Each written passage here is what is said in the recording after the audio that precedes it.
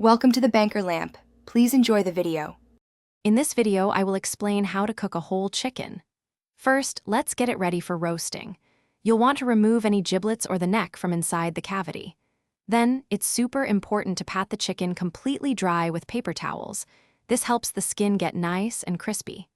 Finally, season it generously all over, both inside and out, with your favorite spices like salt, pepper, and maybe some herbs. This simple preparation sets the stage for a delicious meal. Now, let's talk about roasting.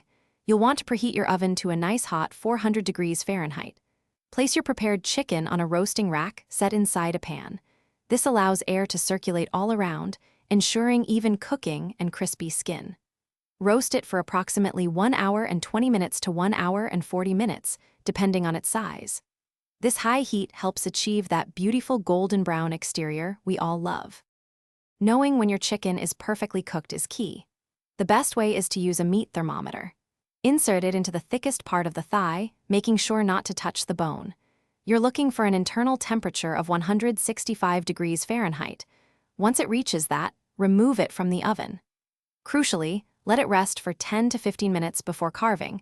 This allows the juices to redistribute, making for a much more tender and flavorful bird.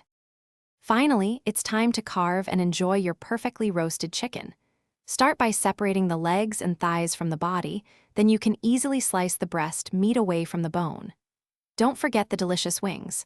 Arrange your carved chicken on a platter. It's wonderful served immediately with your favorite roasted vegetables, mashed potatoes, or a fresh salad. Enjoy the fruits of your labor. It's truly a satisfying meal for everyone.